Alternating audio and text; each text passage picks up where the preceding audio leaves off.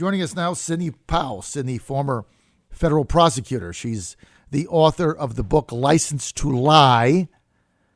You can buy it on licensetolie.com. There's a lot of books out there. There's good ones. I only give you the good ones. License to Lie is good. I got through 1/3 of Major Garrett's book, Wild Ride. I like it. I got to say it. I like it. I'd buy that also. But you got to buy license. Go to licensetolie.com. She's also a senior legal advisor, senior advisor to America First Policies. And she is with us now. No further ado. No intro needed. The one and the only, Sidney Powell. Sidney, Merry Christmas. Great to have you. Merry Christmas to you, John. Thank you. Oh, Sidney. The rat's nest. The snakes are out. The rats are out. Jim Comey blasting the Republicans for daring to ask the sanctimonious one a question. Now we got Michael Flynn. His sentencing put off. Well, Rand Paul said the other day, he thinks it's entrapment. Meantime, the president being investigated on 17 fronts. 17! That's only 17? Yeah, 17 fronts. He's being investigated everything he does, including how many times he went to the bathroom and how many Diet Cokes he has in a day. That's can't have too many Diet Cokes. Whatever they're doing. Sum this up for us. What's the deal? It's unbelievable, John. I mean, I'm surprised it's only 17 fronts. Really? I mean, can't they find something else, some other angle they want to take? It's the state AG, it's the special counsel, it's anything and absolutely everything they can possibly think of. It's unprecedented in our legal history. It's the most shameful episode in our legal history. It's any friend he's ever had, any colleague he's ever had. It's absolutely shameful, and I'm out of words. All right, so look, what's going to happen, right? Because the Democrats are going to get out the subpoena bazooka. They're going to subpoena everybody and their brother they can find. They're going to drag him in front of everything. Of course, the Democrats also saying that having a Q&A with James Comey was a waste of taxpayer dollars, but now they're going to bring everybody in. And they're under pressure from their base to impeach the president based on, I don't know, putting too much peanut butter on a jelly sandwich or something. I think it ought to be the Diet Cokes myself. Well, it's going to be one or the other. But they got 17 investigations, and now they're focused on the inaugural committee, which he had nothing to do with. That was Rick Gates ran that. Now they're interested in that. Now they're interested in his taxes. And this whole thing about he was negotiating a Russian tower when he ran for president. Well, like he's a businessman signing the back of checks. I mean, the guy ran a business. He didn't we already know, even from Michael Cohen, that the president himself said we're not doing the Russia tower as of January, and the fact that other people continued to discuss it has nothing to do with him. Well, because they were going to make commission on it, and because they were running a business. And so they didn't know if he was going to win or not. And so that continued on. But look, think of the people that he ran against. John Kasich, governor, got a check. Ted Cruz, senator, got a check. I mean, all these people. It's ridiculous. Bernie Sanders, senator, got a check. I mean, they ran for president, and who paid them to run for president? U.S. taxpayer or the taxpayers of Ohio. So all we ever want for the future of America is paid politicians to run for anything. Exactly. God help us. All right, so let's get to impeachment. The Democrats are now saying the I word. They're getting more comfortable with it. Their base is driving it. They have no agenda that I can see for the United States. Maybe you found one. Impeachment, what is going to happen? Well, if they manage to get enough votes for it in the House, they can return articles of impeachment. But they're not going to get enough votes to convict in the Senate. So it's just going to be another absolute circus.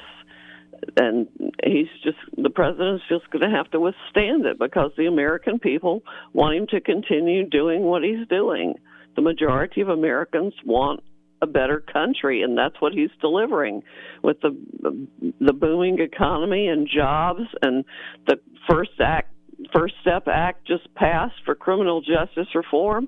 This president has accomplished more to make this country better in 2 years than the previous two administrations put together in their 16 years. Unbelievable, but they're going to go forward with impeachment. Now, we went through this with Clinton and it backfired, right? Same thing, that a Republican House, they impeached him for, I guess, lying under oath, or I don't really remember. I was opposed to it. I thought it was a mistake. They spend an inordinate amount of time on it. Then it goes to the Senate. They can't get 2/3. The Democrats aren't going to get 2/3. Nowhere near that. They'll not even get 50%, just like Clinton. And then it backfired. I mean, Clinton ended up picked up 8 seats, I think, in the midterms of his lame duck sessions, which never happens, right? He ended up gaining seats, and Newt Gingrich, who drove the impeachment process, had to resign as a result. Do you see the same thing playing out, Sidney Powell? It could very well. It's just not a good idea.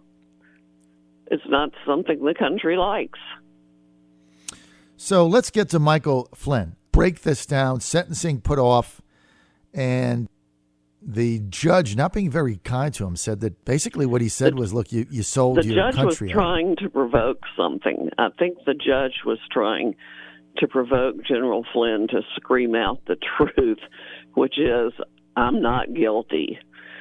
And a lot of unusual things happen. For example, the judge started the hearing with noticing that the government just filed something at 10:13 yesterday morning under seal, something that it, quote, inadvertently omitted from its prior filing.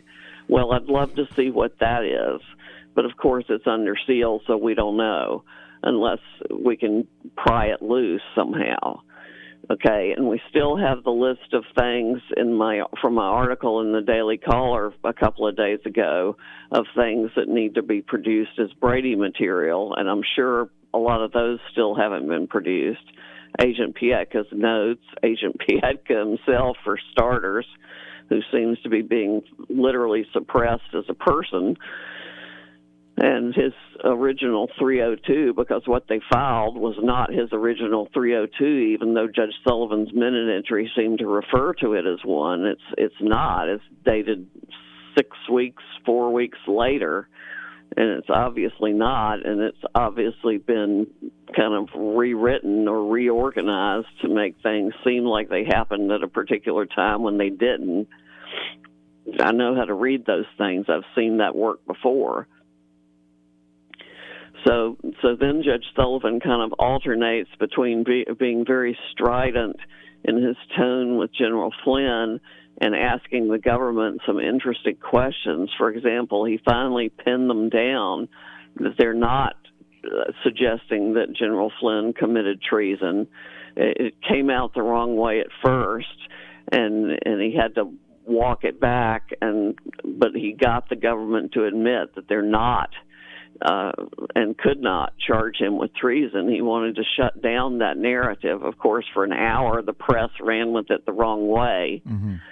He also got them to admit that there was nothing illegal with his call with Ambassador Kislyak. And when they mentioned the Logan Act, the judge quipped, "You mean that statute that you never charged anybody with?" And the whole audience broke out in laughter. But having said that, he's facing prison time and he's bankrupt, overpaying lawyers, which is the reason he didn't. What the judge still doesn't seem to understand is innocent people plead guilty every day. And, at the same time he says he doesn't want an innocent person pleading guilty in his court and extracted from him the statement that he's pleading guilty because he is guilty. Judge Sullivan doesn't seem to understand the reality that General Flynn is essentially a hostage. He's in a hostage environment because the beating he was going to take if he didn't enter a guilty plea is far worse than the beating he's taking entering the plea, even if that means Judge Sullivan's going to sentence him to prison. Because the chances of defeating the charges that 12 lawyers sitting there opposite him in the courtroom on special counsel's team were going to unload on him is next to impossible. And the original reason he didn't get a lawyer in the first FBI meeting were two. One, they told him he didn't need one. He wasn't under investigation. But secondly, he didn't want to spend the money. I mean, this is a reality that people have. I mean, the guy served the government. I don't know what else he did since he retired. He got pension. But, he's got mortgages and kids and stuff. I mean, you don't have, $10,000 lying around to give somebody a retainer to come to a meeting. So if you can do it without it, you do it. I mean, Papadopoulos did the same thing. I mean, you just went there without a lawyer because you don't have the money and you don't feel like spending $15,000 for 2 hours or whatever they charge. So, I mean, that's this is real world stuff. And you're right, Sidney Powell. Sidney Powell, you're so right. This is why people take these pleas and they plead guilty, because they can't fight a federal entity going after you with unlimited resources. They have unlimited resources. They'll spin you into oblivion, and you can't do it. And so you take the plea in order to just get out. But I think what you just said is telling, that General Flynn is a hostage. You're on the John Fredericks Radio Network. We are with Sidney Powell. Sidney is a senior policy advisor with America First Policies. That is the political action committee for the president, backing his America First agenda. Sidney, former federal prosecutor, lawyer, also the author of the best-selling book. This is one of the must-reads ever in America, License to Lie. It's an expose on the whole thing, and it plays out right now. It's almost like she was prophetic in telling what was going to happen. Best way to buy it, just go to her website, buy it from her, licensetolie.com, licensetolie.com. Sidney, where's this play out now? Well, the most interesting thing of the hearing that you're probably not going to hear on mainstream media at all is that Judge Sullivan ended by saying he's got some more questions for the prosecution in particular, and of course the defense will answer them too. And one is, how are these statements that General Flynn's being prosecuted for, how are the questions the FBI asked even material to the investigation? Because they already knew the answers to them. Mm-hmm. And that goes to the very factual basis for the plea. Now, Judge Sullivan has a pretty good reputation.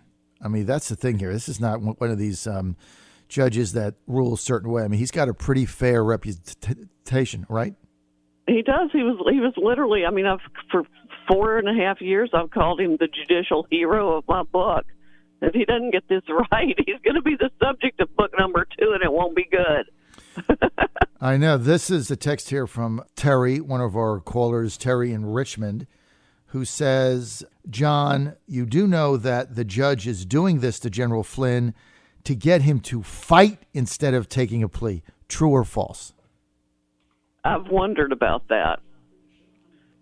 I've very much wondered about that. I'm just not sure the judge understands the cost of that fight. So Flynn was bankrupted by this whole thing, right? I mean, that's one of the issues. Yeah, I mean, completely bankrupted. He had to do a GoFundMe account. I mean, right now he's relying on the kindness of strangers to fund his legal fight.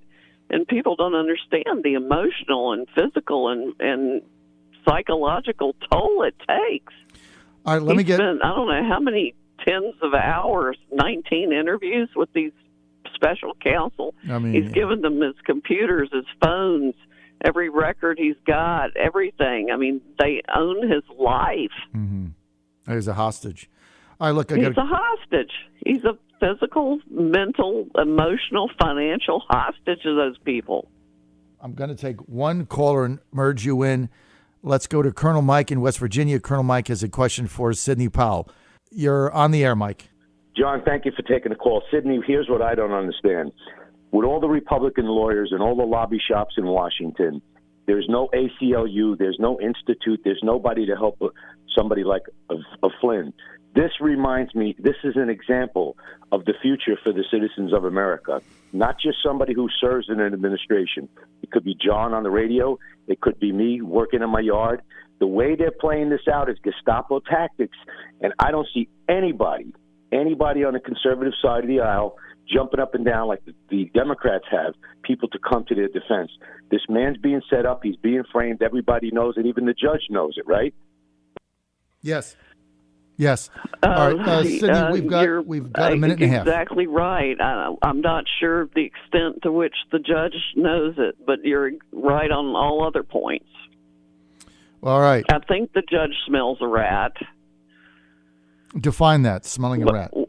Well, I mean, what I wish the judge had done yesterday, of course, I didn't even think of it until late the night before the hearing was, I wish he'd gone ahead and sentenced him to probation, but withheld entry of the judgment and commitment order and continued to ask the questions and pursue it with the idea of overturning the conviction itself.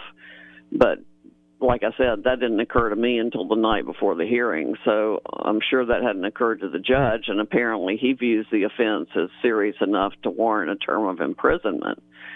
So, that whole perspective bothers me.